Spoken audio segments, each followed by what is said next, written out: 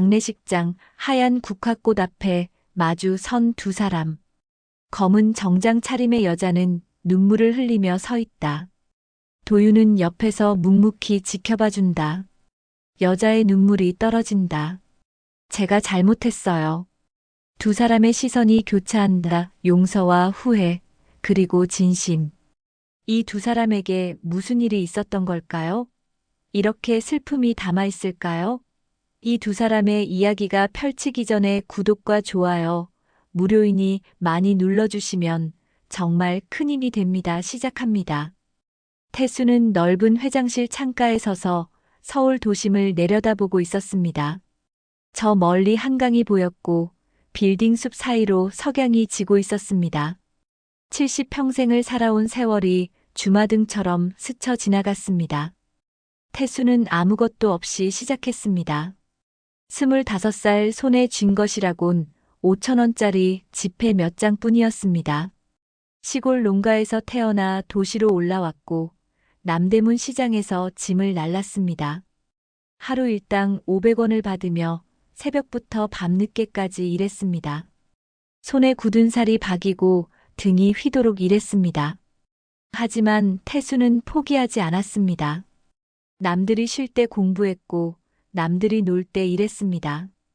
작은 구멍가게를 시작으로 조금씩 사업을 키워나갔습니다. 실패도 많았습니다.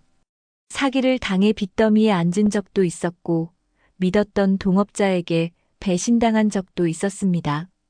그럴 때마다 태수는 다시 일어섰습니다. 사람을 보는 눈을 키워야 해. 실패를 겪으며 태수는 깨달았습니다. 사업은 결국 사람이 하는 것이고 사람의 진심을 알아야 성공할 수 있다는 것을. 그는 상대방의 눈빛, 말투, 행동 하나하나를 관찰하는 법을 배웠습니다. 누가 진심으로 함께할 사람인지, 누가 이익만 보고 다가오는지 구별할 수 있게 됐습니다. 40년이 흘렀습니다. 이제 태수가 세운 회사는 대한민국을 대표하는 기업이 됐습니다. 건설, 유통, 금융까지 사업 영역을 넓혔고 직원만 5,000명이 넘었습니다. 하지만 태수는 여전히 겸손했습니다. 회사 식당에서 직원들과 함께 밥을 먹었고 현장을 직접 돌아다니며 작은 문제도 놓치지 않았습니다. 돈은 사람이 만드는 거야. 사람을 소중히 여기지 않으면 회사도 무너지는 법이지. 태수의 경영 철학은 단순했습니다. 사람을 먼저 생각하고 진심으로 대하는 것. 그래서 직원들은 태수를 존경했고 거래처 사람들도 태수를 신뢰했습니다. 하지만 가정은 달랐습니다. 아내는 도윤이 10살 때 세상을 떠났습니다. 교통사고였습니다. 태수는 그날 이후 더욱 일에 매달렸습니다. 슬픔을 잊기 위해서였습니다. 도윤은 외로웠을 것입니다. 아버지는 항상 회사에 있었고 집에 돌아와도 피곤한 얼굴로 서재에 들어가 버렸으니까요. 그래도 도윤은 잘 자라줬습니다. 착하고 성실한 아이로 자랐습니다. 명문대를 졸업하고 회사에 들어왔습니다. 태수는 도윤에게 특혜를 주지 않았습니다. 다른 신입사원들처럼 말단부터 시작하게 했고 스스로 실력을 쌓도록 했습니다. 도윤은 불평 없이 열심히 일했습니다. 이제 도윤은 32살이 됐습니다. 결혼할 나이였습니다. 태수는 아들이 좋은 사람을 만나 행복하게 살기를 바랐습니다. 돈이나 지위가 아니라 진심으로 도윤을 사랑하는 사람을 만나길 바랐습니다. 그런데 오늘 저녁 도윤이 여자친구를 데려온다고 했습니다. 태수는 기대 반 걱정 반으로 집에 일찍 돌아왔습니다. 거실 소파에 앉아 기다렸습니다. 시계를 보니 6시가 다 돼가고 있었습니다. 현관문이 열렸습니다. 도윤이 들어왔고 그 옆에 한 여성이 서 있었습니다. 서진이었습니다. 단정하게 빗어넘긴 머리, 절제된 화장, 우아한 미소. 겉모습만 보면 완벽했습니다. 아버지, 소개할게요. 제 여자친구 서진입니다. 도윤의 목소리에는 행복이 묻어났습니다. 서진이 공손하게 고개를 숙였습니다. 처음 뵙겠습니다, 회장님. 늘 도윤 씨에게 말씀을 많이 들었습니다. 반갑습니다. 편히 앉으세요. 태수는 미소를 지으며 말했습니다. 서진은 자리에 앉아 자연스럽게 대화를 이어갔습니다. 목소리는 부드러웠고 말투는 교양이 있었습니다. 회사 이야기를 할 때는 적절히 질문을 던졌고 가족 이야기를 할 때는 공감하는 표정을 지었습니다. 하지만 태수는 불편함을 느꼈습니다. 40년간 사람을 봐온 경험이 경고를 보내고 있었습니다. 서진의 눈빛이 이상했습니다. 도윤을 볼 때는 따뜻했지만 주변을 둘러볼 때는 달랐습니다. 거실에 걸린 그림을 보는 눈빛, 고급 가구를 훑어보는 시선. 계산적이었습니다. 회장님께서 이 회사를 처음부터 키우셨다고 들었어요. 정말 존경스럽습니다. 서진의 말은 공손했지만 어딘가 거짓말 같았습니다. 진심이 느껴지지 않았습니다. 태수는 차를 한 모금 마시며 서진을 관찰했습니다. 그냥 운이 좋았을 뿐이죠. 좋은 사람들을 많이 만났으니까요. 회장님께서는 사람 보는 눈이 정말 뛰어나시다고 유명하시잖아요. 서진이 웃으며 말했습니다. 태수는 속으로 생각했습니다. 그래서 지금 너를 보고 있는 거야. 저녁 식사가 끝나고 도윤과 서진이 떠났습니다. 태수는 혼자 서재에 앉아 있었습니다. 깊은 한숨이 나왔습니다. 저 여자 뭔가 냄새가 난다. 태수는 확신했습니다. 서진은 도윤을 사랑하는 것이 아니라 도윤 뒤에 있는 재산과 지위를 보고 있었습니다. 눈빛이 너무 계산적이었습니다. 사람을 보는 게 아니라 가문을 평가하고 있었습니다. 태수는 책상 서랍을 열었습니다.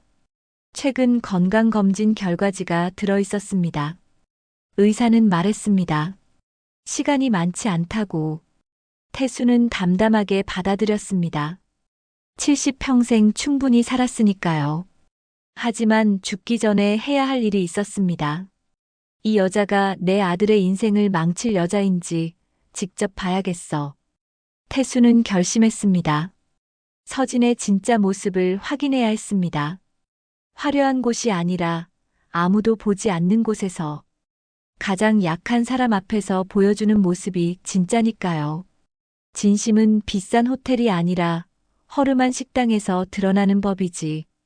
태수는 계획을 세우기 시작했습니다. 다음 날 아침, 태수는 평소보다 일찍 일어났습니다.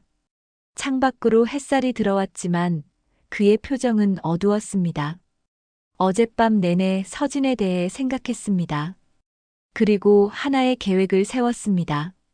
태수는 비서실장 김 과장에게 전화를 걸었습니다. 김 과장은 20년 넘게 태수 곁에서 일한 사람이었습니다. 태수가 가장 믿는 사람 중 하나였습니다. 김 과장, 나 좀 도와줄 수 있겠나? 물론입니다, 회장님. 무슨 일이십니까? 도윤이 여자친구에 대해 알아봐주게. 평소에 어디를 자주 가는지, 무엇을 하는지 조용히 파악해주게. 김 과장은 잠시 침묵했습니다. 오랜 세월 함께 일하며 태수의 의중을 읽을 수 있었습니다. 알겠습니다, 회장님. 며칠 드리면 되겠습니까? 이틀이면 충분하네. 전화를 끊고 태수는 옷장을 열었습니다. 평소에 입는 고급 양복 대신 오래된 옷들이 걸려있는 구석을 뒤졌습니다. 낡은 작업복, 색이 바랜 점퍼, 해진 바지. 40년 전 그가 입었던 옷들이었습니다. 버리지 못하고 간직하고 있었던 것들이었습니다. 태수는 그 옷들을 꺼내 만져봤습니다. 거친 천의 감촉이 손끝에 전해졌습니다. 이 옷을 입고 남대문 시장에서 짐을 날랐던 기억이 떠올랐습니다. 손에 물집이 잡히고 등이 아파도 참았던 시절. 하루 500원을 벌기 위해 새벽부터 밤늦게까지 일했던 날들. 그때의 나로 돌아가야겠어. 태수는 결심했습니다. 재벌 회장이 아니라 평범한 노인의 모습으로 서진을 만나야 했습니다.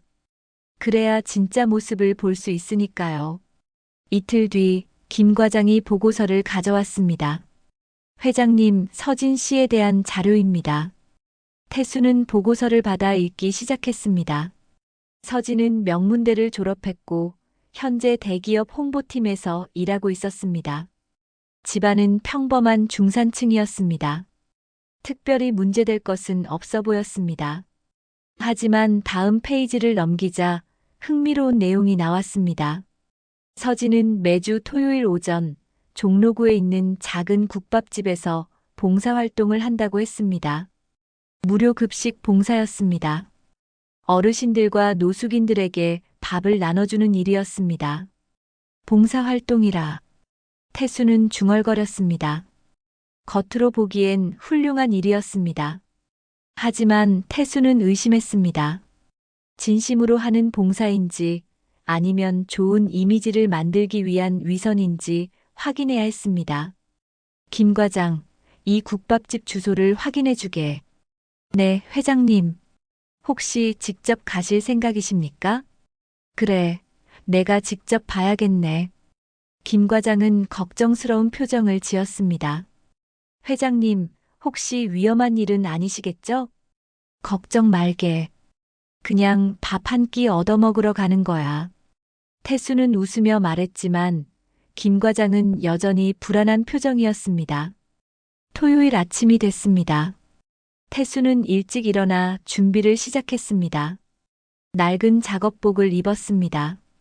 색이 바랜 점퍼를 걸쳤고 해진 바지를 입었습니다. 발에는 먼지가 묻은 안전화를 신었습니다. 거울을 보니 40년 전의 자신이 보였습니다. 태수는 손에 낡은 작업 장갑까지 끼었습니다. 손톱 사이에 흙을 조금 묻혔습니다. 머리도 일부러 헝클어뜨렸습니다. 완벽한 막노동꾼 노인의 모습이었습니다. 운전기사에게는 오늘 하루 쉬라고 했습니다. 태수는 혼자 지하철을 탔습니다. 오랜만에 타는 지하철이었습니다. 차 안에는 사람들이 가득했습니다. 출근하는 직장인들, 장을 보러 가는 주부들, 학원 가는 학생들, 모두 각자의 삶을 살아가고 있었습니다. 태수는 손잡이를 잡고 서 있었습니다. 흔들리는 지하철 안에서 균형을 잡으며 생각했습니다. 40년 전에도 이렇게 지하철을 탔었습니다. 새벽 첫 차를 타고 시장으로 갔었습니다. 그때는 힘들었지만 희망이 있었습니다. 언젠가는 성공할 수 있다는 믿음이 있었습니다. 종로 3가역에서 내렸습니다. 좁은 골목길을 따라 걸었습니다. 오래된 건물들 사이로 작은 국밥집이 보였습니다. 할매 국밥이라는 간판이 걸려 있었습니다. 소박한 가게였습니다. 태수는 가게 앞에서 잠시 멈춰 섰습니다. 유리창 너머로 안이 보였습니다. 서진이 앞치마를 두르고 있었습니다. 손님들에게 국밥을 나눠주고 있었습니다. 웃는 얼굴이었습니다. 저 미소가 진짜일까, 가짜일까? 태수는 심호흡을 하고 가게 문을 열었습니다. 따뜻한 공기가 얼굴을 감쌌습니다. 국밥 냄새가 났습니다. 가게 안에는 어르신들과 노숙인들이 앉아 밥을 먹고 있었습니다. 서진이 태수를 봤습니다. 잠깐 눈이 마주쳤습니다. 하지만 서진은 태수를 알아보지 못했습니다. 당연했습니다. 이틀 전 화려한 거실에서 만난 재벌 회장과 지금 눈앞에 있는 낡은 옷의 노인은 완전히 달랐으니까요. 태수는 구석자리에 조용히 앉았습니다. 주변을 둘러봤습니다. 사람들은 묵묵히 밥을 먹고 있었습니다. 배고픈 사람들이었습니다. 하루 한 끼라도 제대로 먹기 어려운 사람들이었습니다. 서진이 다가왔습니다. 손에는 국밥 한 그릇을 들고 있었습니다. 여기 있습니다. 서진은 국밥을 태수 앞에 놓았습니다. 목소리는 밝았지만 표정에는 피로가 보였습니다. 마지못해 하는 듯한 느낌이었습니다. 태수는 고개를 숙여 인사했습니다. 고맙습니다. 서진은 대답 없이 돌아섰습니다. 태수는 국밥을 먹으며 서진을 관찰했습니다. 서진은 다른 손님들에게도 국밥을 나눠줬습니다. 하지만 그 태도가 자연스럽지 않았습니다. 억지로 웃는 것 같았고 손님들과 눈을 마주치지 않으려 했습니다. 역시 진심이 아니군. 태수는 속으로 생각했습니다. 이제 본격적인 시험을 시작할 시간이었습니다. 태수는 주머니에서 구겨진 1,000원짜리 지폐를 꺼냈습니다. 그리고 서진에게 다가갔습니다. 저기, 미안하지만. 서진이 돌아봤습니다. 귀찮다는 표정이었습니다. 왜요? 태수는 조심스럽게 말했습니다. 국밥이 너무 맛있어서요. 한 그릇만 더 먹을 수 있을까요? 돈은 이것밖에 없지만. 태수는 구겨진 1,000원짜리를 내밀었습니다. 서진의 표정이 변했습니다. 서진의 표정이 굳어졌습니다. 구겨진 1,000원짜리 지폐를 보는 그녀의 눈빛에는 경멸이 담겨 있었습니다. 태수는 그 변화를 놓치지 않았습니다. 불과 몇 초 전까지 지었던 밝은 미소는 온데간데 없었습니다. 이봐요, 여긴 공짜로 주는 곳이에요. 한 그릇씩만 드시는 거예요. 서진의 목소리는 차가웠습니다. 태수는 1,000원짜리를 여전히 내밀고 있었습니다. 알고 있습니다. 그래도 제가 돈을 드리고 싶어서요. 이것밖에 없지만 필요 없어요. 규칙은 규칙이에요. 서진은 태수의 손을 밀쳐냈습니다. 1,000원짜리 지폐가 바닥에 떨어졌습니다. 주변 사람들이 쳐다봤습니다. 태수는 천천히 허리를 굽혀 돈을 주우려 했습니다. 70평생 살아온 몸은 예전 같지 않았습니다. 무릎이 아팠고 허리가 뻐근했습니다. 서진은 그런 태수를 내려다봤습니다. 동정심도 미안함도 없었습니다. 오히려 짜증이 가득한 표정이었습니다. 빨리 주우세요. 다른 분들 방해가 돼요. 태수는 1,000원짜리를 주워 주머니에 넣었습니다. 그리고 조용히 고개를 숙였습니다. 죄송합니다. 제가 욕심을 부렸네요. 다음부턴 규칙 지키세요. 서진은 차갑게 말하고 돌아섰습니다. 태수는 자리로 돌아가 앉았습니다. 가슴이 답답했습니다. 분노 때문이 아니라 실망 때문이었습니다. 저런 사람이 도윤의 곁에 있다는 것이 너무 안타까웠습니다. 옆 테이블에 앉아있던 할머니가 조용히 말을 걸어왔습니다. 괜찮으세요? 저 아가씨가 좀 차갑긴 하죠. 아닙니다. 제가 무리한 부탁을 했으니까요. 저도 지난주에 비슷한 일이 있었어요. 국이 너무 짜서 물 좀 달라고 했더니 귀찮다는 표정으로 던지듯 줬어요. 할머니의 목소리에는 서운함이 묻어났습니다. 태수는 주변을 둘러봤습니다. 다른 어르신들도 서진을 바라보는 눈빛이 편하지 않았습니다. 모두 눈치를 보고 있었습니다. 태수는 국밥을 다 먹고 일어섰습니다. 서진에게 인사를 하려고 다가갔습니다. 잘 먹었습니다. 감사합니다. 서진은 고개도 돌리지 않았습니다. 네, 다음 분 기다리니까 빨리 나가세요. 태수는 더 이상 말하지 않았습니다. 가게 문을 열고 나왔습니다. 차가운 바람이 얼굴을 스쳤습니다. 태수는 골목 모퉁이에 서서 국밥집을 바라봤습니다. 잠시 후 서진이 밖으로 나왔습니다. 앞치마를 벗고 휴대폰을 꺼냈습니다. 누군가와 통화를 시작했습니다. 언니, 나 지금 봉사 끝났어. 진짜 힘들어 죽겠어. 서진의 목소리가 들렸습니다. 태수는 건물 뒤에 숨어들었습니다. 맞아.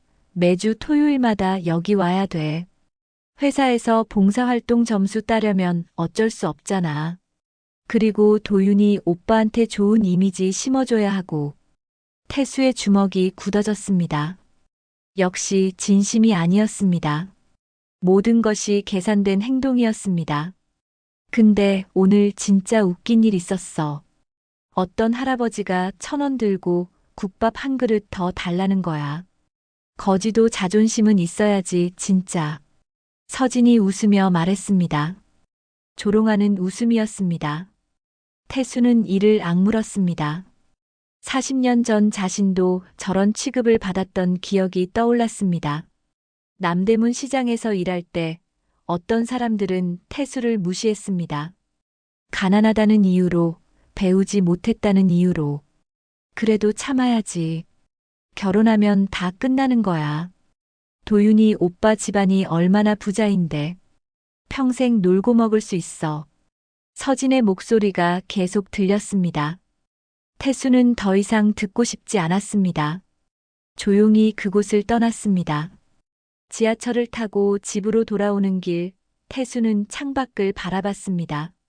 서울거리가 스쳐 지나갔습니다. 수많은 사람들이 각자의 삶을 살아가고 있었습니다. 그 중에는 태수처럼 가난했던 시절을 기억하는 사람도 있을 것이고, 서진처럼 돈만 보는 사람도 있을 것입니다. 집에 도착해 옷을 갈아입었습니다. 낡은 작업복을 벗고 평소 입던 편안한 옷으로 갈아입었습니다. 거울을 보니 다시 재벌 회장의 모습이었습니다. 하지만 마음은 여전히 무거웠습니다. 태수는 서재로 갔습니다. 책상에 앉아 생각에 잠겼습니다. 어떻게 해야 할까? 도윤에게 바로 말해야 할까? 하지만 아들은 서진을 사랑하고 있었습니다. 아버지의 말을 쉽게 믿지 않을 것입니다. 오히려 반발할 수도 있었습니다. 증거가 필요해. 확실한 증거가. 태수는 결심했습니다. 오늘 본 것만으로는 부족했습니다. 더 확실한 모습을 보여줘야 했습니다. 도윤이, 그리고 모두가 서진의 진짜 얼굴을 알 수 있도록. 저녁이 됐습니다. 도윤이 집에 들렀습니다. 태수는 평소처럼 아들을 맞이했습니다. 오늘 무슨 일 있었어요, 아버지? 표정이 안 좋으신데. 아니다. 그냥 피곤해서 그래. 너무 무리하지 마세요. 건강이 우선이잖아요. 도윤의 걱정 어린 목소리가 태수의 가슴을 찔렀습니다. 착한 아들이었습니다. 이런 아들이 서진 같은 여자에게 속고 있다는 것이 너무 안타까웠습니다. 도윤아, 서진 씨와는 잘 지내고 있니? 네, 정말 좋은 사람이에요. 봉사활동도 열심히 하고 저한테도 잘해주고. 도윤의 얼굴에는 행복이 가득했습니다. 태수는 그 모습을 보며 더욱 결심을 굳혔습니다. 아들을 지켜야 했습니다. 어떤 방법을 써서라도. 그래, 좋은 사람이면 다행이다. 태수는 웃으며 말했지만 속으로는 계획을 세우고 있었습니다. 다음 단계를 준비해야 했습니다. 서진의 가면을 완전히 벗겨낼 방법을. 도윤이 돌아간 후 태수는 다시 서재에 앉았습니다. 책상 위에는 오늘 국밥집에서 주운 1,000원짜리 지폐가 놓여 있었습니다. 구겨진 돈이었지만 태수에게는 큰 의미가 있었습니다. 이 1,000원으로 내 진짜 모습을 봤다. 이제 모두에게 보여줄 차례야. 태수는 1,000원짜리를 서랍에 넣었습니다. 그리고 노트북을 켰습니다. 국밥집에 CCTV가 있는지 확인해야 했습니다. 오늘 있었던 일이 녹화돼 있다면 그것이 증거가 될 수 있었습니다. 태수는 김 과장에게 메시지를 보냈습니다. 국밥집 CCTV 영상 확보 가능한지 알아봐 주게. 곧 답장이 왔습니다. 확인해 보겠습니다, 회장님. 태수는 노트북을 끄고 창밖을 바라봤습니다. 밤하늘에 별이 빛나고 있었습니다. 아내가 살아 있었다면 뭐라고 했을까? 아마 태수의 손을 잡고 말했을 것입니다. 아들을 지키라고. 진심 없는 사람으로부터 지키라고. 여보, 내가 우리 아들 지킬게. 태수는 조용히 중얼거렸습니다. 일주일이 흘렀습니다. 김 과장은 국밥집 주인을 설득해 CCTV 영상을 확보했습니다. 태수는 혼자 서재에서 영상을 돌려봤습니다. 화면 속에는 서진이 1,000원짜리를 밀쳐내는 장면이 선명하게 담겨 있었습니다. 태수를 내려다보는 차가운 눈빛, 조롱하듯 던진 말투. 모든 것이 그대로 녹화돼 있었습니다. 이제 준비는 끝났어. 태수는 영상 파일을 저장했습니다. 하지만 아직 도윤에게 보여줄 때가 아니었습니다. 타이밍이 중요했습니다. 서진 스스로 자신의 진짜 모습을 드러낼 기회를 줘야 했습니다. 그날 저녁 도윤이 전화를 걸어왔습니다. 아버지, 다음 주 토요일에 서진이랑 같이 집에 가도 될까요? 정식으로 인사드리고 싶대요. 태수는 잠시 침묵했습니다. 그리고 조용히 대답했습니다. 그래, 좋다. 저녁 준비해 놓을게. 감사합니다, 아버지. 서진이가 정말 기대하고 있어요. 전화를 끊고 태수는 깊은 한숨을 내쉬었습니다. 서진이 기대하는 것은 도윤이 아니라 재산이겠죠. 태수는 그 사실을 너무 잘 알고 있었습니다. 토요일이 됐습니다. 태수는 집안을 정리하고 저녁 식사를 준비했습니다. 가정부에게 특별히 신경 써서 준비하라고 부탁했습니다. 오늘은 중요한 날이었습니다. 저녁 6시 초인종이 울렸습니다. 도윤과 서진이 도착했습니다. 서진은 고급 원피스를 입고 완벽한 화장을 하고 있었습니다. 손에는 비싼 선물 상자를 들고 있었습니다. 회장님, 다시 뵙게 되어 영광입니다. 서진이 공손하게 인사했습니다. 목소리는 부드러웠고 미소는 완벽했습니다. 일주일 전 국밥집에서 1,000원짜리를 밀쳐냈던 그 여자와는 전혀 다른 모습이었습니다. 태수는 서진을 바라봤습니다. 그녀의 눈을 똑바로 쳐다봤습니다. 서진은 잠깐 눈을 피했습니다. 그리고 다시 미소를 지었습니다. 앉으세요. 저녁 준비됐습니다. 식탁에 앉아 식사가 시작됐습니다. 서진은 교양 있는 태도로 식사를 했습니다. 포크와 나이프를 우아하게 사용했고 대화할 때는 항상 웃었습니다. 회장님, 이 집 정말 아름답네요. 특히 거실에 걸린 그림이 인상 깊었어요. 그래요? 오래전에 산 그림입니다. 미술에 관심이 많으신가 봐요. 저도 미술관 가는 걸 좋아해요. 서진의 말투는 자연스러웠습니다. 하지만 태수는 알고 있었습니다. 서진이 관심 있는 것은 그림이 아니라 그림의 가격이라는 것을. 서진 씨는 요즘 무슨 일 하세요? 회사에서 홍보 일을 하고 있어요. 그리고 주말에는 봉사활동도 하고 있습니다. 봉사활동이요? 태수는 일부러 물었습니다. 서진의 표정을 보고 싶었습니다.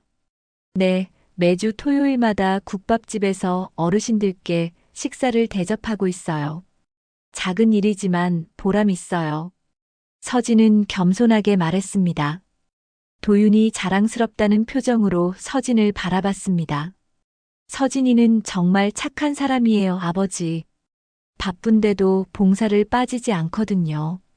태수는 아무 말 없이 고개를 끄덕였습니다. 속으로는 분노가 치밀었지만 겉으로는 평온함을 유지했습니다. 식사가 끝나고 거실로 자리를 옮겼습니다. 서진은 소파에 앉아 차를 마시며 말했습니다. 회장님, 사실 오늘 말씀드릴 게 있어요. 무엇입니까? 저희가 약혼을 하고 싶어요. 다음 달쯤 약혼식을 올리면 어떨까 해서요. 태수는 차를 내려놓았습니다. 도윤이 놀란 표정으로 서진을 쳐다봤습니다. 서진아, 그건 나중에 얘기하기로 했잖아. 미안해요, 도윤 씨. 근데 저는 더 이상 기다릴 수가 없어요. 회장님께 정식으로 허락받고 싶어요. 서진의 목소리에는 간절함이 담겨 있었습니다. 하지만 태수는 그것이 진심이 아니라는 것을 알았습니다. 서진은 빨리 약혼을 하고 싶었습니다. 재산을 확실하게 손에 넣고 싶었던 것입니다. 태수는 잠시 침묵했습니다. 그리고 천천히 입을 열었습니다. 약혼이라. 중요한 일이네요. 네, 저는 도윤 씨를 진심으로 사랑해요. 평생 함께하고 싶어요.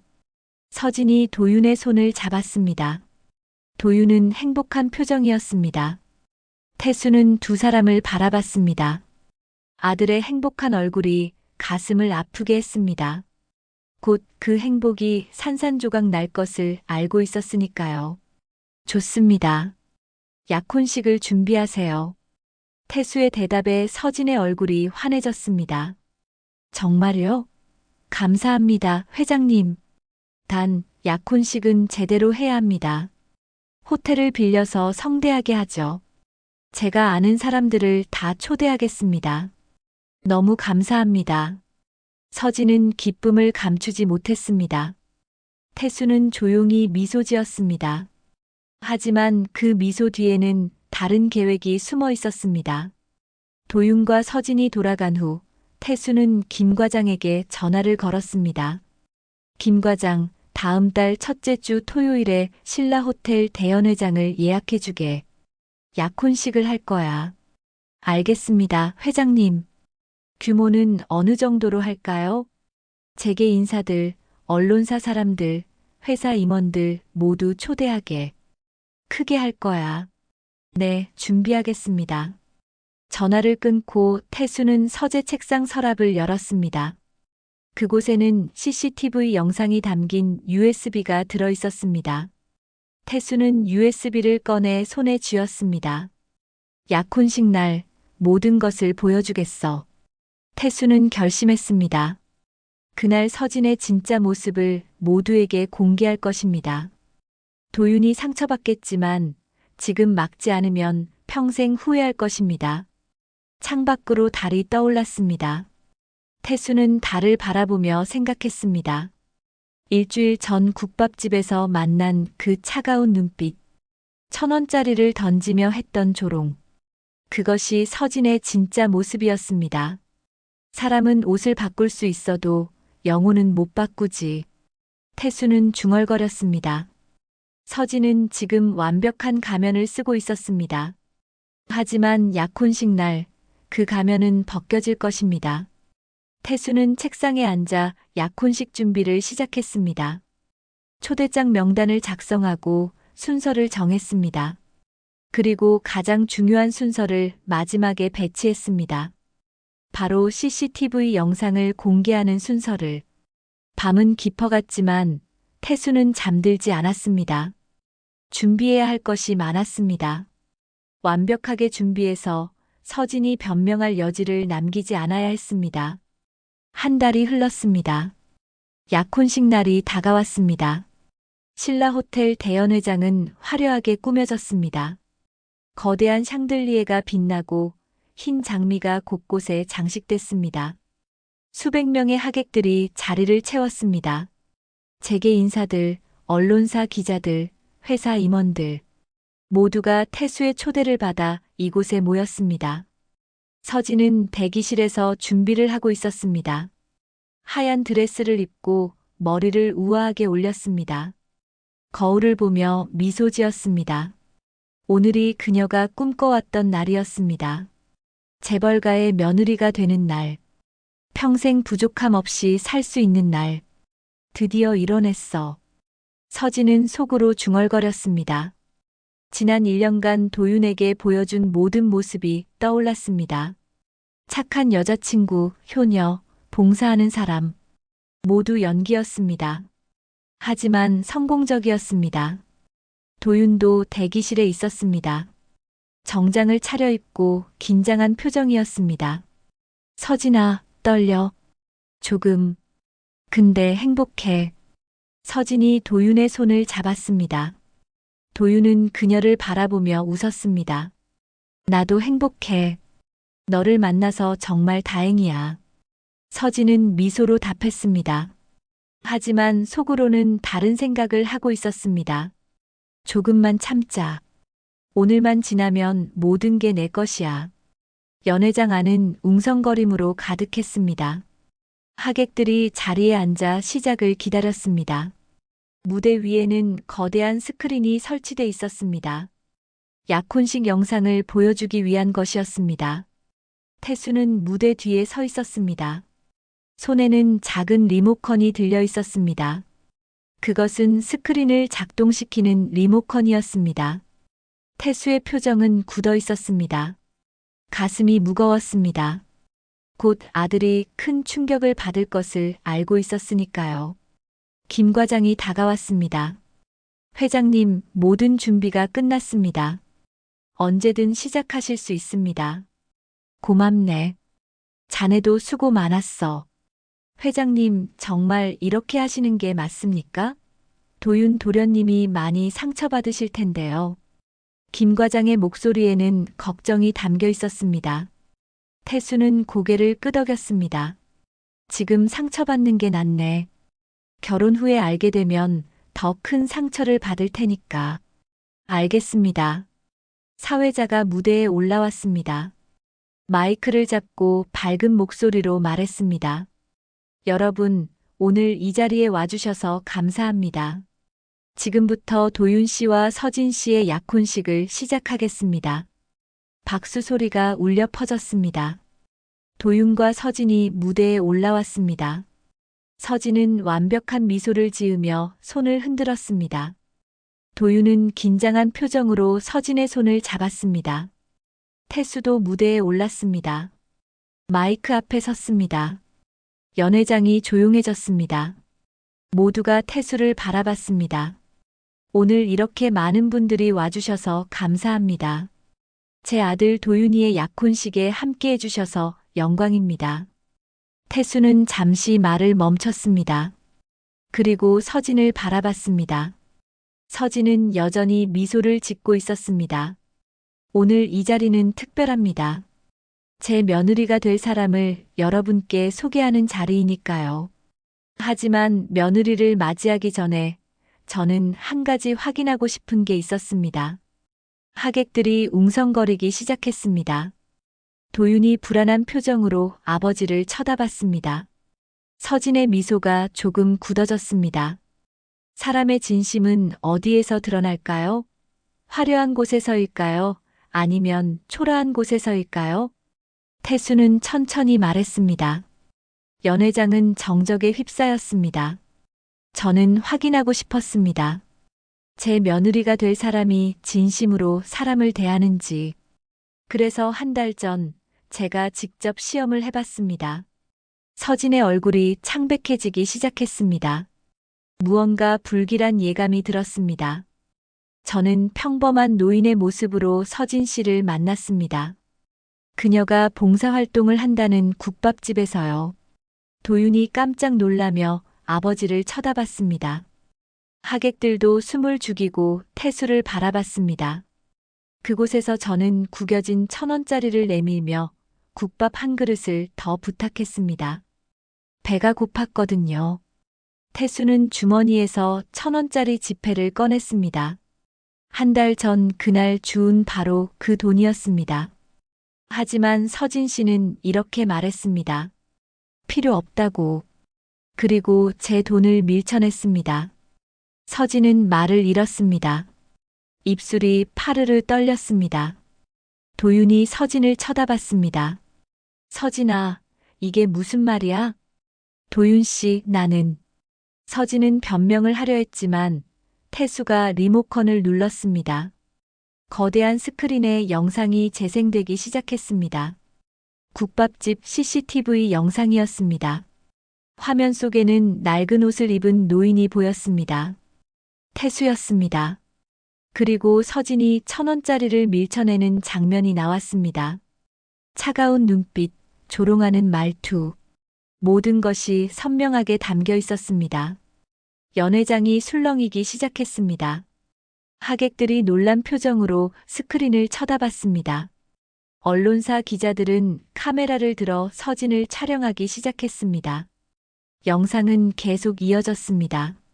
서진이 국밥집 밖에서 전화 통화하는 장면도 나왔습니다. 오디오도 함께 재생됐습니다. 진짜 힘들어 죽겠어. 회사에서 봉사활동 점수 따려면 어쩔 수 없잖아. 그리고 도윤이 오빠한테 좋은 이미지 심어줘야 하고. 도윤의 얼굴이 굳어졌습니다. 믿을 수 없다는 표정이었습니다. 거지도 자존심은 있어야지, 진짜. 그래도 참아야지. 결혼하면 다 끝나는 거야. 도윤이 오빠 집안이 얼마나 부자인데. 스크린이 꺼졌습니다. 연회장은 충격에 휩싸였습니다. 수백 명의 사람들이 서진을 쳐다봤습니다. 그 시선들은 차갑고 냉소적이었습니다. 서진은 무릎이 꺾였습니다. 바닥에 주저앉았습니다. 눈물이 흘러내렸습니다. 아니에요. 이건 오해예요. 하지만 아무도 믿지 않았습니다. 영상이 모든 것을 증명했습니다. 도윤은 서진을 내려다봤습니다. 배신감과 분노가 뒤섞인 표정이었습니다. 그날의 노인이 아버지셨어? 도윤이 태수를 쳐다봤습니다. 태수는 조용히 고개를 끄덕였습니다. 그래. 내 아들 곁에 둘 여자를 직접 보고 싶었다. 도윤은 아무 말도 하지 못했습니다. 그저 서진을 바라볼 뿐이었습니다. 연회장의 정적이 깨졌습니다.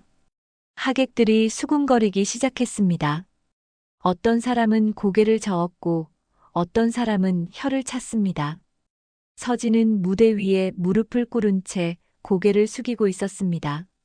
눈물이 드레스 위로 떨어졌습니다. 죄송합니다. 정말 죄송해요. 서진의 목소리는 떨리고 있었습니다.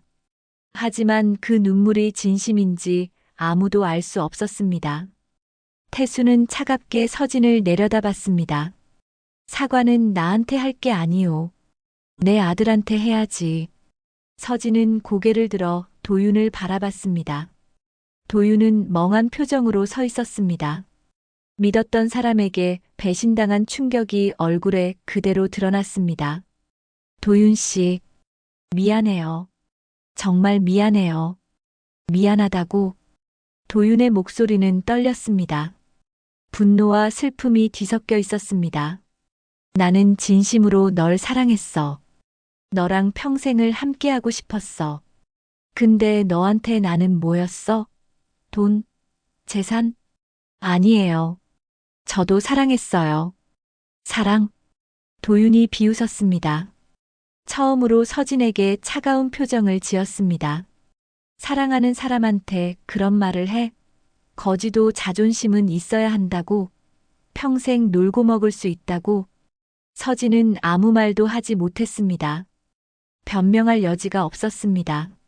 모든 것이 영상에 담겨 있었으니까요. 언론사 기자들이 카메라 플래시를 터뜨렸습니다. 서진의 무너진 모습이 사진으로 찍혔습니다. 내일이면 이 장면이 모든 신문과 인터넷에 퍼질 것입니다. 태수는 마이크를 다시 잡았습니다. 여러분, 오늘 이 자리를 마련한 이유는 진실을 보여주기 위해서였습니다. 사람의 진심은 화려한 곳이 아니라 초라한 곳에서 드러납니다. 밥 한 그릇 앞에서 보여주는 태도가 그 사람의 본 모습입니다. 하객들이 고개를 끄덕였습니다. 태수의 말에 공감하는 표정이었습니다. 저는 제 아들이 행복하길 바랍니다. 진심으로 사랑하는 사람과 함께하길 바랍니다. 하지만 서진 씨는 그런 사람이 아니었습니다. 태수는 주머니에서 구겨진 1,000원짜리를 다시 꺼냈습니다. 이 1,000원으로 저는 진실을 받습니다. 사랑은 말로 하는 게 아닙니다. 행동으로 보여주는 거죠. 밥 한 그릇에도 마음이 담기는 법입니다. 서진은 얼굴을 가렸습니다. 더 이상 견딜 수 없었습니다. 일어서려 했지만 다리에 힘이 없었습니다. 그때 도윤이 다가왔습니다. 서진은 도윤이 자신을 도와줄 거라 생각했습니다. 하지만 도윤은 차갑게 말했습니다. 일어나. 스스로 걸어나가. 도윤 씨, 나한테 더 이상 말하지 마. 이제 우리 사이는 끝이야. 도윤은 돌아섰습니다. 무대를 내려갔습니다. 그 뒷모습은 쓸쓸했습니다. 태수는 아들의 어깨가 떨리는 것을 봤습니다. 가슴이 아팠습니다. 서진은 겨우 일어섰습니다. 비틀거리며 무대를 내려갔습니다. 하객들은 길을 비켜줬습니다. 아무도 그녀를 돕지 않았습니다. 모두가 멀리서 지켜볼 뿐이었습니다. 연회장 문을 나서는 서진의 모습은 처참했습니다. 하얀 드레스는 눈물로 얼룩졌고 화장은 번져 있었습니다. 완벽했던 모습은 온데간데 없었습니다.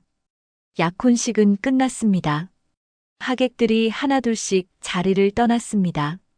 모두들 오늘 본 장면을 평생 잊지 못할 것입니다. 태수는 연회장 구석에 혼자 앉아 있었습니다. 김 과장이 다가왔습니다. 회장님 괜찮으십니까? 괜찮네. 해야 할 일을 한 거야. 도윤 도련님은 지금 대기실에 계십니다. 많이 힘들어 하시는 것 같습니다. 태수는 고개를 끄덕이고 일어났습니다. 대기실로 향했습니다. 문을 열자 도윤이 소파에 앉아 있었습니다. 고개를 숙인 채 아무 말도 하지 않았습니다. 도윤아. 태수가 조용히 불렀습니다. 도윤은 고개를 들었습니다. 눈이 빨갛게 충혈돼 있었습니다. 아버지, 왜 그렇게 하셨어요? 나한테 미리 말씀해 주실 수도 있었잖아요. 말했다면 믿었겠니? 도윤은 대답하지 못했습니다. 태수의 말이 맞았습니다. 서진을 믿고 있었던 도윤은 아버지의 말을 의심했을 것입니다. 직접 보고 깨달아야 했어. 그래야 다시는 같은 실수를 하지 않으니까. 저는 정말 사랑했어요. 진심이었어요. 도윤의 목소리가 떨렸습니다. 태수는 아들 옆에 앉았습니다. 어깨에 손을 올렸습니다. 알아. 내 진심은 알아. 하지만 상대방이 진심이 아니었던 거야. 지금은 힘들겠지만 나중에는 고마워할 거야. 언제쯤 이 아픔이 사라질까요? 시간이 필요해. 그리고 너는 더 좋은 사람을 만날 거야. 진심으로 너를 사랑하는 사람을. 도윤은 고개를 숙였습니다. 눈물이 떨어졌습니다. 태수는 아들을 꼭 안아줬습니다. 도윤은 아버지 품에서 소리 없이 울었습니다. 밤이 깊어갔습니다. 연회장은 텅 비었습니다. 화려했던 장식들만 남아 있었습니다. 태수와 도윤은 차를 타고 집으로 돌아갔습니다. 차 안은 조용했습니다. 집에 도착해서도 도윤은 말이 없었습니다. 자기 방으로 들어가 문을 닫았습니다. 태수는 홀로 거실에 앉아 있었습니다. 오늘 일은 끝났지만 여파는 이제 시작일 것입니다. 서진의 인생은 무너졌습니다. 언론이 그녀를 가만두지 않을 것입니다. 회사에서도 해고당할 것입니다. 모든 것을 잃게 될 것입니다. 태수는 그것이 너무 가혹한 처벌이 아닌가 생각했습니다. 하지만 곧 고개를 저었습니다. 서진은 스스로 선택했습니다. 진심이 아닌 위선을 선택했고 사람이 아닌 돈을 선택했습니다. 그 대가를 치르는 것은 당연했습니다. 창밖으로 비가 내리기 시작했습니다. 태수는 빗소리를 들으며 생각에 잠겼습니다. 아들은 상처받았지만 더 큰 불행을 막았습니다. 지금의 아픔은 나중의 행복을 위한 과정이었습니다. 휴대폰이 울렸습니다. 김 과장에게서 온 메시지였습니다. 회장님, 언론에서 연락이 쏟아지고 있습니다. 어떻게 대응할까요? 태수는 간단히 답했습니다. 사실대로 말하게. 숨길 것도 포장할 것도 없네. 메시지를 보내고 태수는 휴대폰을 내려놨습니다. 내일이면 이 이야기가 세상에 퍼질 것입니다. 사람들은 여러 반응을 보일 것입니다. 어떤 이는 태수를 지지할 것이고 어떤 이는 비난할 것입니다. 하지만 태수는 후회하지 않았습니다. 아버지로서 해야 할 일을 했을 뿐이었습니다. 다음 날 아침 모든 언론이 약혼식 사건을 보도했습니다. 인터넷 포털 사이트 메인 화면에는 서진의 사진이 올라왔습니다. 댓글창은 비난으로 가득 찼습니다. 사람들은 서진을 위선자라고 사기꾼이라고 불렀습니다. 서진은 자신의 원룸에 틀어박혀 있었습니다. 커튼을 치고 불을 끈 채 침대에 누워 있었습니다. 휴대폰에는 수백 통의 전화와 문자가 쌓여 있었습니다. 회사에서 온 해고, 통지, 친구들의 질타, 모르는 사람들의 협박, 모두 읽을 수 없었습니다. 내가 뭘 잘못했지. 서진은 중얼거렸습니다. 하지만 마음 깊은 곳에서는 알고 있었습니다. 자신이 무엇을 잘못했는지, 진심 없이 사람을 대했고, 돈만 쫓았고, 약한 사람을 무시했습니다. 거울을 봤습니다. 초췌한 얼굴이 비쳤습니다. 화장기 없는 맨 얼굴, 헝클어진 머리. 이것이 진짜 자신의 모습이었습니다. 화려한 드레스와 완벽한 미소 뒤에 숨겨져 있던 모습. 문 밖에서 소리가 들렸습니다. 기자들이었습니다. 원룸 앞에서 대기하며 서진이 나오기를 기다리고 있었습니다. 서진은 밖으로 나갈 수도 없었습니다. 며칠이 지났습니다. 서진은 집에서 나가지 못했습니다. 배달 음식으로 끼니를 때웠고 잠도 제대로 자지 못했습니다. 악몽에 시달렸습니다. 꿈속에서는 수많은 사람들이 자신을 손가락질하며 비웃었습니다. 일주일째 되던 날 서진은 결심했습니다.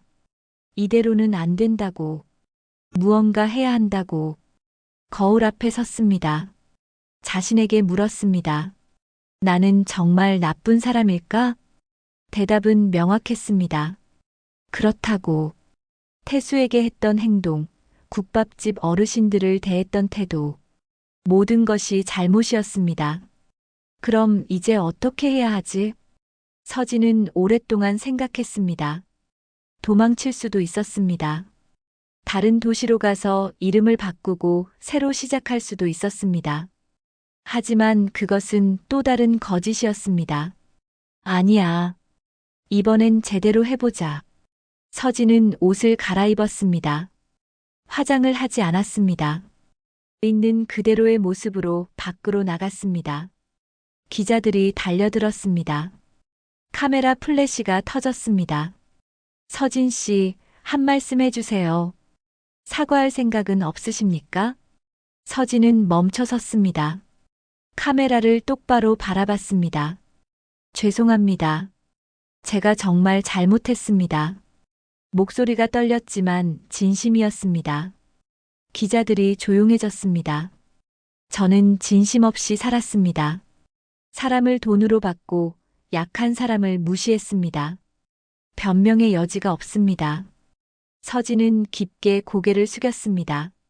눈물이 떨어졌습니다. 이번에는 카메라를 의식한 눈물이 아니었습니다. 진짜 후회의 눈물이었습니다. 서진은 지하철을 탔습니다. 종로로 향했습니다. 국밥집이 있는 곳이었습니다. 골목길을 걸으며 가슴이 두근거렸습니다. 국밥집 앞에 섰습니다. 유리창 너머로 어르신들이 밥을 먹고 있는 모습이 보였습니다. 문을 열고 들어갔습니다. 주인 할머니가 서진을 알아봤습니다. 놀란 표정이었습니다. 너, 그 뉴스에 나온. 네, 맞습니다. 제가 정말 죄송합니다. 서진은 할머니 앞에서 무릎을 꿇었습니다. 주변 사람들이 쳐다봤습니다. 서진을 알아보는 사람도 있었습니다. 할머니, 제가 너무 잘못했어요. 봉사한다면서 오히려 사람들에게 상처를 줬어요. 용서해 주세요. 할머니는 잠시 말이 없었습니다. 그리고 천천히 말했습니다. 일어나거라. 무릎 꿇는다고 해결되는 게 아니야. 그럼 어떻게 해야 할까요? 진심으로 살아라. 이제부턴 진짜 마음으로 사람을 대해라. 서진은 고개를 끄덕였습니다. 할머니의 말이 가슴에 깊이 박혔습니다. 여기서 일하게 해주세요. 돈은 안 받아도 돼요. 그냥 제가 잘못한 걸 바로잡고 싶어요. 할머니는 서진을 한참 쳐다봤습니다. 그리고 고개를 끄덕였습니다. 좋아. 대신 제대로 해야 한다. 네, 꼭 그러겠습니다. 그날부터 서진은 국밥집에서 일하기 시작했습니다. 아침 일찍 나와 청소를 했고 어르신들에게 밥을 나눠줬습니다. 이번에는 달랐습니다. 진심으로 웃었고 눈을 마주치며 인사했습니다. 처음에는 사람들이 서진을 의심했습니다. 또 쇼를 하는 거 아니냐고, 언론 플레이 아니냐고 수군거렸습니다. 하지만 서진은 개의치 않았습니다.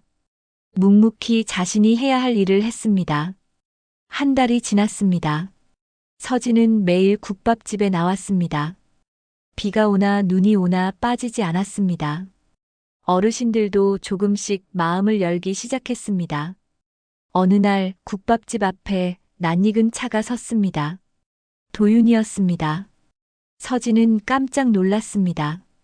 도윤은 차에서 내려 국밥집을 바라봤습니다. 서진이 밖으로 나왔습니다. 두 사람은 조용히 마주 섰습니다. 왜 여기 와 있어? 도윤이 물었습니다. 목소리는 여전히 차갑지만 예전처럼 분노는 없었습니다. 제가 잘못한 곳에서 바로잡고 싶었어요. 진심이야? 네, 이번엔 진심이에요. 도윤은 서진을 한참 바라봤습니다. 그녀의 모습이 많이 달라져 있었습니다. 화장기 없는 얼굴, 단순한 옷차림. 하지만 눈빛만큼은 예전보다 맑았습니다. 사람이 변할 수 있을까? 도윤이 물었습니다. 서진은 조용히 대답했습니다. 잘 모르겠어요. 하지만 변하려고 노력할 순 있어요. 도윤은 아무 말 없이 돌아섰습니다. 차에 올라타려다 멈췄습니다. 아버지께서 내 소식을 들으셨어. 회장님께서요? 응. 매일 여기 나와서 일한다고. 아버지는 아무 말씀 안 하셨지만 표정이 조금 부드러워지셨어. 서진의 가슴이 뛰었습니다. 태수가 자신을 지켜보고 있었다는 것이 놀라웠습니다. 전해주세요. 정말 죄송하다고. 그리고 감사하다고. 뭐가 감사해? 진짜 저를 보여주셔서요.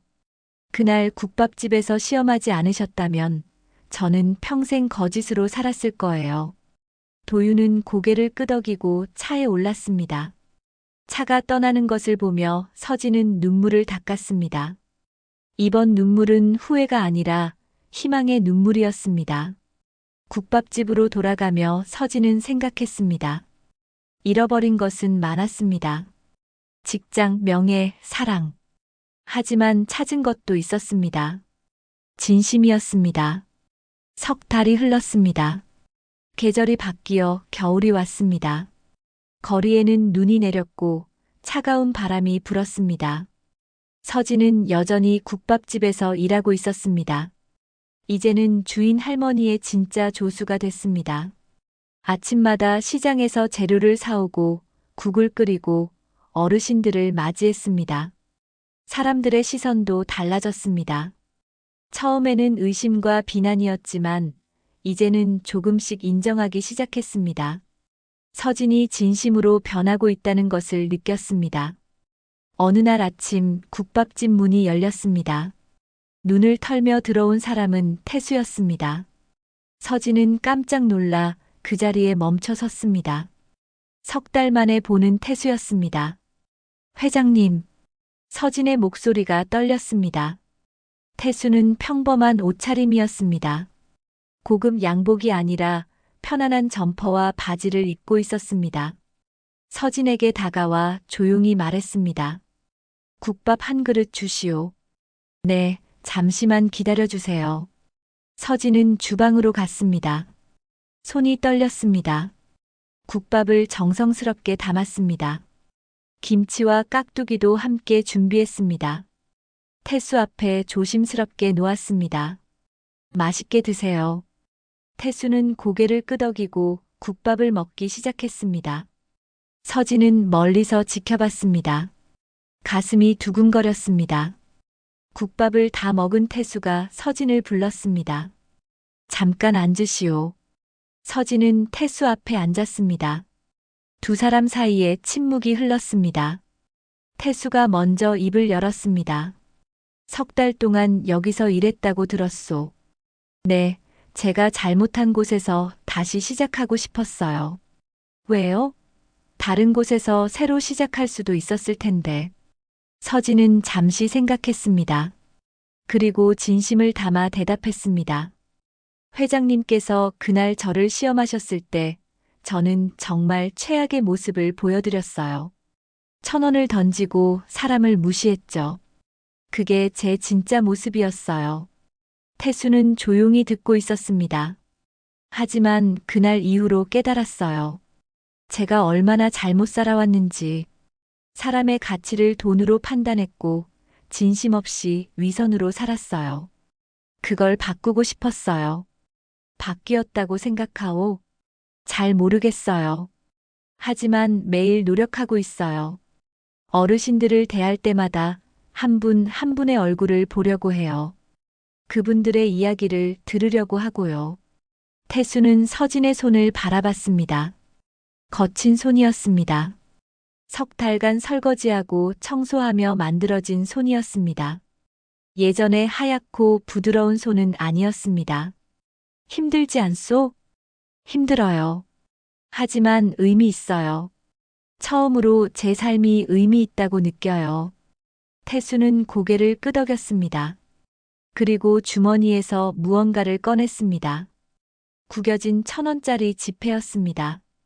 석 달 전 약혼식에서 보여줬던 바로 그 돈이었습니다. 이거 기억하오? 네. 평생 잊을 수 없어요. 이 1,000원으로 나는 당신의 진짜 모습을 봤소. 하지만 오늘 이 국밥 한 그릇으로 당신이 달라졌다는 것도 봤소. 서진의 눈에 눈물이 고였습니다. 태수는 1,000원짜리를 서진에게 건넸습니다. 이걸 가지시오.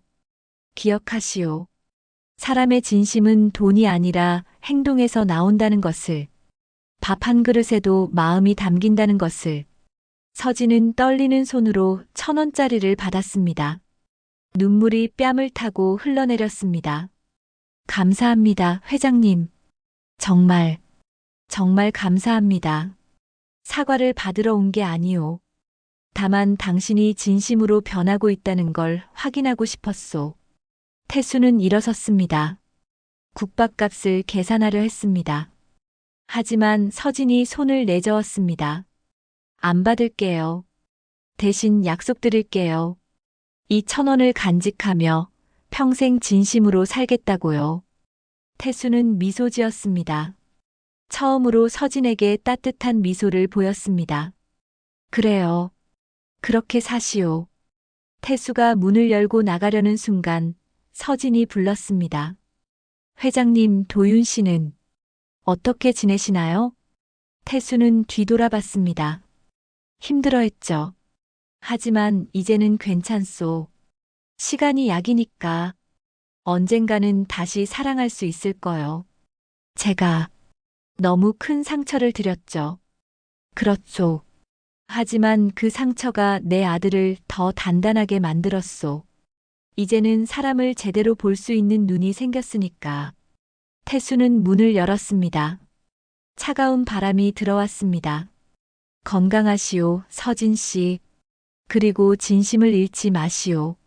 네, 꼭 그러겠습니다. 태수가 떠나고 서진은 손에 쥔 1,000원짜리를 바라봤습니다. 구겨진 돈이었지만 그녀에게는 어떤 보석보다 소중했습니다. 이 돈은 그녀 인생의 전환점이었습니다. 며칠 후 추운 겨울날 아침이었습니다. 뉴스에서 속보가 나왔습니다. 태수가 세상을 떠났다는 소식이었습니다. 서진은 TV 앞에서 멈춰 섰습니다. 믿을 수 없었습니다. 장례식장으로 달려갔습니다. 수많은 사람들이 와 있었습니다. 서진은 조용히 뒤쪽에 섰습니다.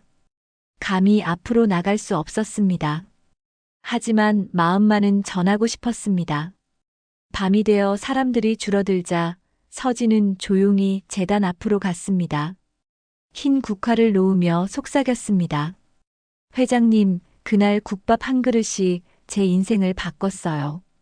저는 그날 진심을 잃었지만 이제야 사람을 배웠어요. 감사합니다. 정말 감사합니다. 서진은 천천히 무릎을 꿇었습니다. 이번에는 죄의 무게가 아니라 감사와 존경의 무게로. 눈물이 끝없이 흘러내렸습니다. 그때 누군가 다가왔습니다. 도윤이었습니다. 서진은 깜짝 놀라 고개를 들었습니다. 도윤은 흰 손수건을 내밀었습니다. 아버지라면 이제 용서하셨을 거예요. 서진은 손수건을 받았습니다. 눈물을 닦으며 말했습니다. 도윤 씨, 저는 괜찮아요.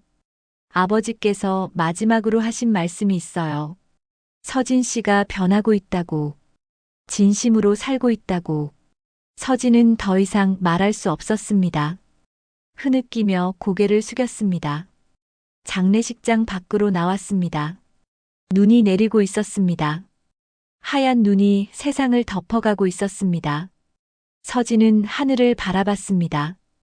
회장님, 약속 지킬게요. 평생 진심으로 살게요. 서진은 주머니에서 1,000원짜리를 꺼내 꼭 쥐었습니다. 그리고 다짐했습니다. 이 돈을 평생 간직하며 사람의 진심이 무엇인지 절대 잊지 않겠다고. 눈은 계속 내렸습니다. 새하얀 눈이 세상을 새롭게 만들듯이 서진도 새로운 사람으로 태어나고 있었습니다. 과거의 잘못을 씻어내고 진심으로 살아가는 사람으로. 사람의 진심은 돈보다 오래 남습니다. 태수가 남긴 가르침은 서진의 마음속에 영원히 새겨질 것입니다. 진심은 언젠가 드러납니다. 당신의 마음에도 진심이 닿았으면 좋겠습니다. 구독과 좋아요 부탁드려요. 감사합니다.